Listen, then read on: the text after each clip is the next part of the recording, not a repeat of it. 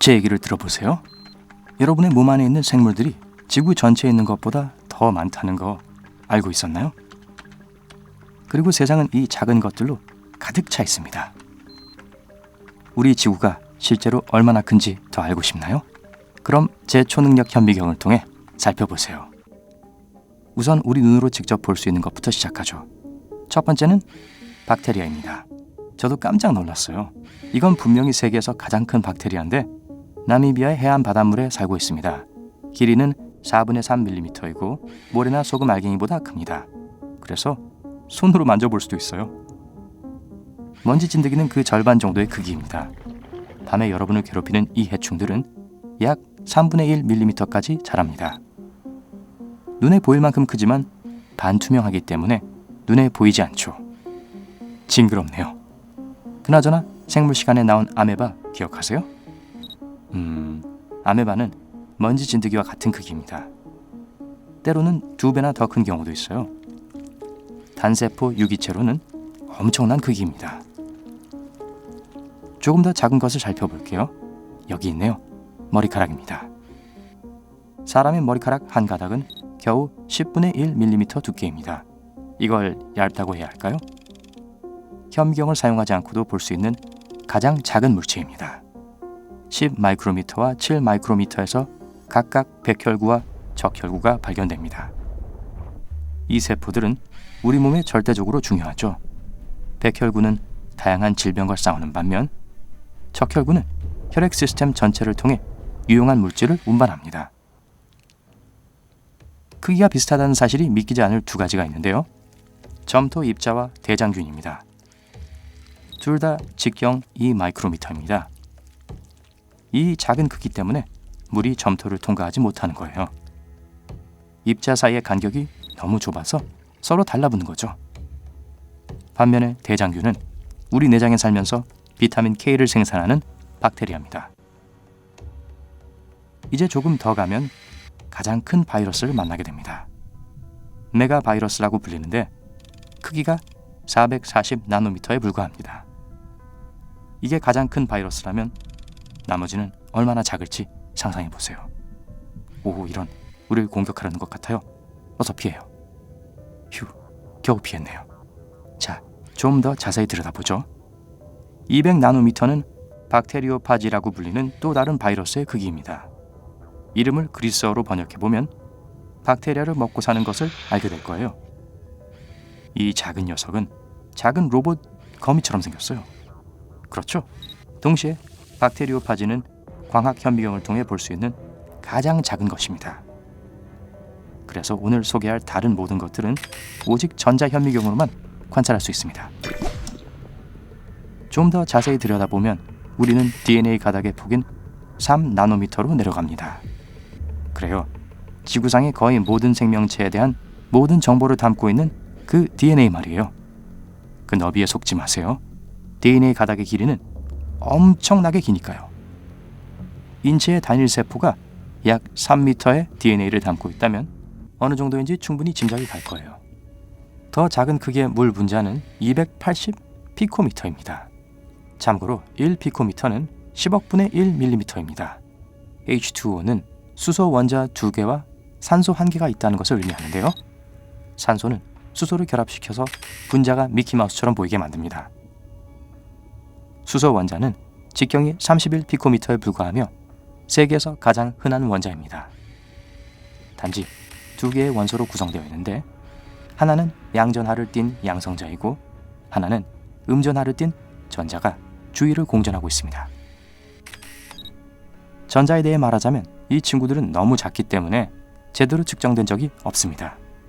어쨌든 고전적인 측정 모델은 전자의 크기가 약 5펨토미터, 즉 1mm의 5조분의 1입니다. 그것이 속해 있는 원자에 비해 전자는 약 100만 배 정도 작지만 원자에 따라 다릅니다. 그런데 여러분이 전자가 정말 작구나 라고 생각한다면 이건 어떨까요? 원자의 다른 두 개의 주요 부분인 양성자와 중성자는 전자보다 5배나 작습니다. 하지만 원자핵을 중심으로 회전하는 전자와는 달리 양성자와 중성자는 원자핵 안에서 발견되고 원자핵의 전하와 질량을 줍니다. 자, 이제 조심하세요. 여기서부터 우리는 미지의 세계로 들어가고 있습니다. 우리의 크기는 지금 100 아토미터, 즉 1000조분의 1mm입니다. 1000조분의 1이라는 자체도 감이 잡히지 않을 정도죠. 이것보다 작은 것을 정확하게 측정한다는 것은 불가능할 거예요.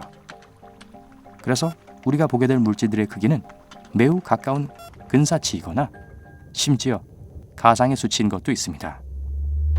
자, 가장 먼저 만나게 되는 이상한 것은 위 쿼크와 아래 쿼크입니다. 둘 다 크기가 약 1 아토미터 정도이고 6종류의 쿼크 중에서 가장 가볍습니다. 여기서 좀 더 설명을 해야 할 것 같네요. 쿼크는 원자핵의 양성자와 중성자를 구성하는 입자입니다. 말씀드렸듯이 6가지 종류의 쿼크가 있는데 모두 성질이 다릅니다. 예를 들어 위 쿼크와 아래 쿼크는 원자의 양전하 혹은 음전하를 줍니다. 어떤 것이 양전하를 주고 어떤 것이 음전하를 주는지 추측할 수 있나요? 댓글로 알려주세요. 어쨌든 더 나아가서 400 잽토미터에서 우리는 기묘 쿼크를 만나게 됩니다. 잽토미터는 아토미터의 1000분의 1입니다. 기묘 쿼크는 세 번째 유형의 쿼크로 기묘라는 이름이 매우 적절합니다. 위아래 쿼크보다 절반 정도 작지만 50배나 무겁거든요. 마치 도시 크기의 중성자 항성이 태양보다 무게가 더 나가는 것과 같죠. 어쨌든 과학자들은 기묘 쿼크가 우리 세상에 존재할 수 있는지조차 확신하지 못하고 있습니다. 이론적으로 원자가 심하게 눌려 쿼크로 분해될 경우에만 나타날 수 있습니다. 정말 믿기 어려운 일이라는 거 알지만 인내심을 가지세요. 아직 이게 다가 아닙니다.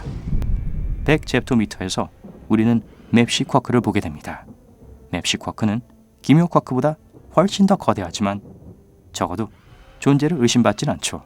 양전하를 가지고 있는 것으로 알려져 있고 대형 강입자 충돌기의 실험에서 발견되었습니다. 사실 맵시 쿼크는 잘 알려진 양성자, 중성자와 같은 아원자 입자에서 발견되었습니다. 그런데 비록 맵시 쿼크가 매우 작긴 하지만 그 발견은 많은 과학적 발견으로 이어졌습니다. 다음은 30 잽토미터 크기의 바다 쿼크입니다. 이 작은 녀석들에 대해서는 언급할 내용이 별로 없습니다. 음전하를 띠고 있고 빠르게 다른 더 큰 쿼크로 변합니다. 마지막 6번째 유형은 꼭대기 쿼크입니다. 크기는 100 욕토미터로 잽토미터의 1000분의 1이죠. 그리고 모든 논리에 반하여 꼭대기 쿼크는 모든 쿼크 중에서 가장 큽니다. 생각해보세요.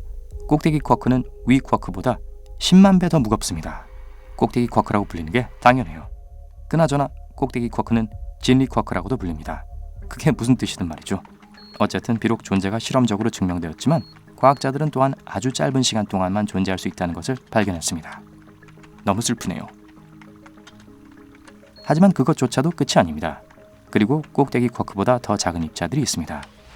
그중 하나는 중성 밀입자로 약 1 욕토미터입니다. 중성 밀입자는 전하가 없고 거의 세상 어떤 인력의 영향도 받지 않습니다.